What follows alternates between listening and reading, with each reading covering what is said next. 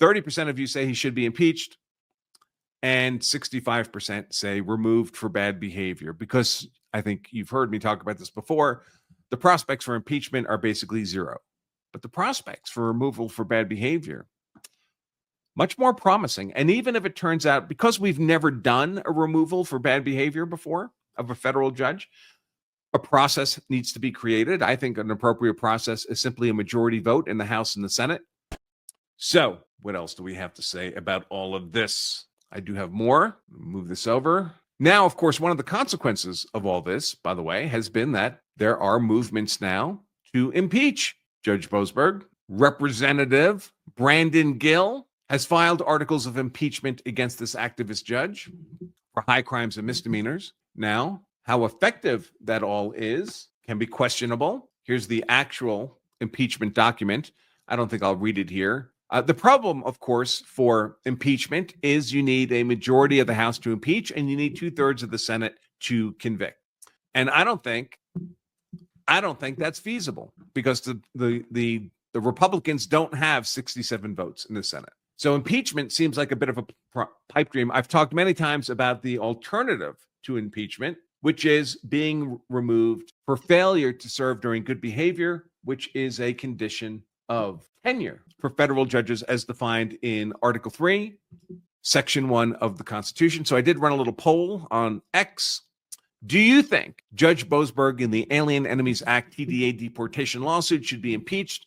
5% of you think he's a fine judge. I don't know where you people come from. I always put the worst choice as number one, and a bunch of you invariably choose it. 30% of you say he should be impeached, and 65% say removed for bad behavior. Because I think you've heard me talk about this before, the prospects for impeachment are basically zero. But the prospects for removal for bad behavior, much more promising. And even if it turns out, because we've never done a removal for bad behavior before of a federal judge, a process needs to be created. I think an appropriate process is simply a majority vote in the House and the Senate. That would be consistent with having a alternative to impeachment specified in the Constitution that doesn't require the severity of accusing someone of a high crime and misdemeanor.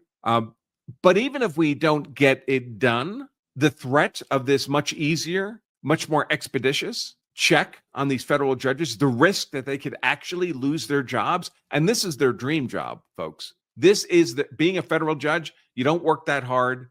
You're fairly well paid. You have good retirement, and you're not paid as much as you would be paid if you were a partner in a big law firm. But of course, you get your wife one of these NGO jobs. You get your adult kids these USAID money laundering jobs. So you can pad your income pretty effectively if you're a creature of the deep state swamp, as all these federal judges in the DC circuit are. So 95% of you at least believe he should be removed. I did a YouTube survey, 2 very similar results, almost identical. Well, even better. 97% believe he should be removed. So what are the implications of all this for this judge? Now that, I have to get to the secrets. To the secrets. I almost forgot. That would have been silly of me. The state invocation of the state secret privilege. So let's pull this up and talk about this. Here we go. Filed yesterday after the judge declined to stay his own injunction against the Alien Enemies Act proclamation. So notice invoking State Secrets Act. The executive branch, the White House, notifies this court that no further information will be provided in response to the court's demand for details on how these exportations of TDA are being done.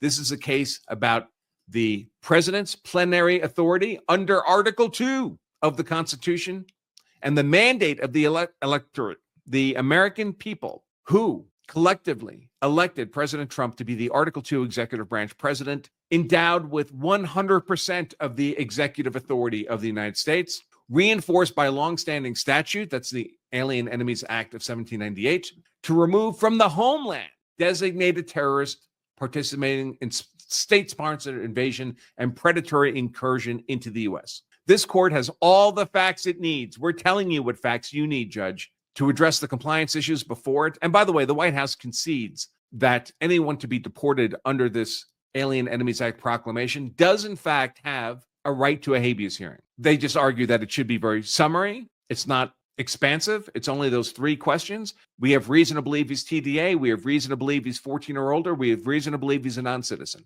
That's it. And those habeas hearings should be held where the person's being detained, in this case, Texas. And of course, they're raising all kinds of separation of powers concerns here. Further intrusion on the executive branch by the judicial would present dangerous and wholly unwarranted separation of powers harms with respect to diplomatic and national security concerns. Virtually all national security interest is bestowed on the president under our Constitution. A little bit is reserved for Congress.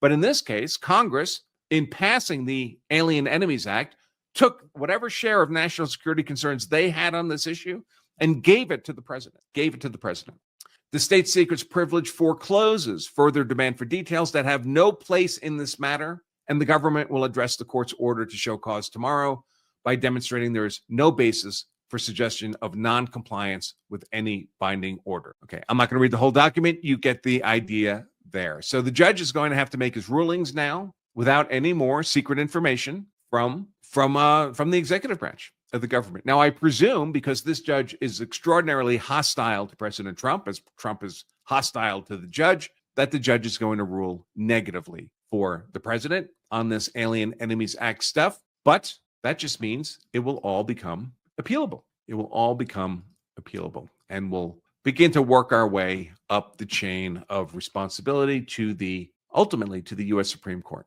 which of course is also not operating very effectively right now. I'm not going to address that this week. I will address the Supreme Court in more detail next week for reasons that will be evident when I can discuss them next week. Sorry about that, folks, but I do have to play things a little close to the chest with the Supreme Court for a few more days. If you're ever compelled to use force in defense of yourself or your family, the good news is that if you defended lawfully, you can be very hard to convict. But did you defend lawfully? Because if you don't know where the actual legal boundaries for self-defense are, it's the easiest thing in the world to innocently step over them, and now you're extremely easy to convict. Good news. In just a single day, you can become an expert on the law of self-defense and make yourself extremely hard to convict. On Saturday, April 26th, I'm holding one of my only twice-a-year full-day Law of Self-Defense advanced classes. This class is taught live by me and live streamed to you. It teaches you everything you need to know in one day, and there's plenty of opportunity for personal Q&A with me as well. Even more good news, when you register today, you save yourself 50% off the standard registration, but that discount ends soon. Your 50% discount and many more details on this advanced class are available just by pointing your browser to lawofselfdefense.com/advanced today. And I'll also drop that link in the description. I look forward to seeing all of you there. So let's take a look at the law of self-defense questions. First, questions and comments. Here we go. Law of Self-Defense member Denver says, what do you think is really going on? ATF Assistant Director of Field Operations sends out an email to all agents. You can read it on this thing. Oh, I wasn't aware of that. I'll get that ready, and I'll talk about that when I talk about the ATF, I guess. Let's see. He says you can see it at 120. Okay, I see where this is. It's someone else's YouTube channel. But it's a good guy I know on YouTube. I use his stuff quite a bit.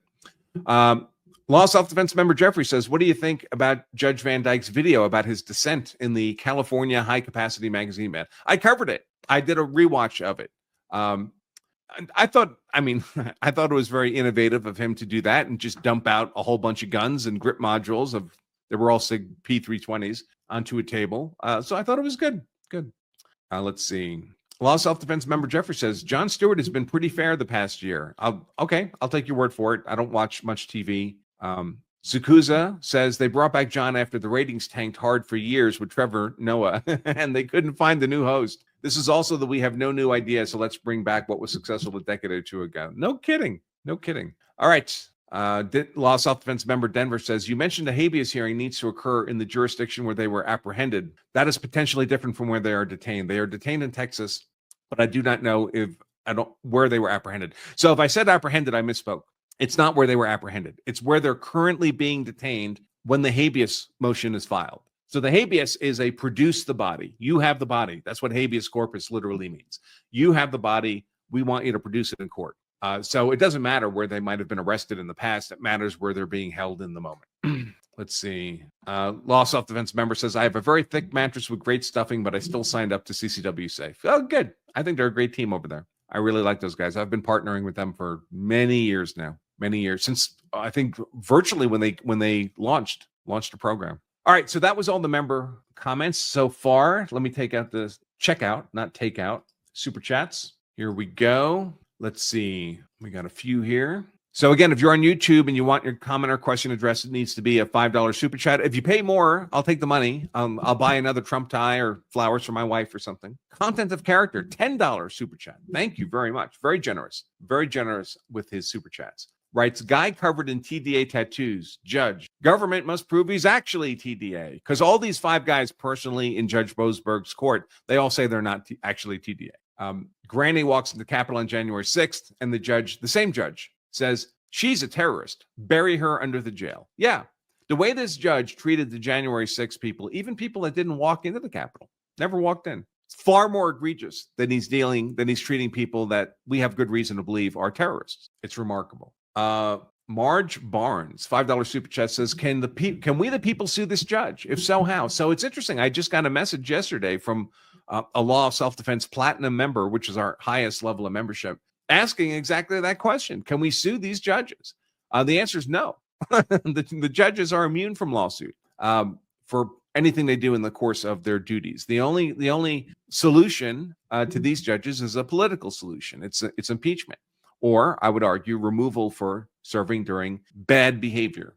Brat Girl, $5 super chat says, my honey wants to know if law of self-defense is only for handgun users. No, it's for any form of use of force. When you act in self-defense, the law doesn't say you have to use a gun. The law just says, all right, well, you used force against somebody. Normally that's unlawful, but we'll make it not a crime if you meet the conditions for lawful self-defense. So that's what we teach at the lawful self-defense, what those conditions are, so you know where the legal boundaries are. And then as a member, you get access to our member-only content, which is legal analysis breakdowns of real use of force events, body-worn camera video. So we illustrate how the legal principles work in the real world to real people involved in real use of force events. But we don't care if you used a gun or a knife or a bat or your hands or your car. Your car is a perfectly legitimate self-defense weapon under the appropriate circumstances. Fire. Once upon a time in Hollywood, what did Brad Pitt use at the end? He hit someone in the head with a soup can. They even used a flamethrower at the end there.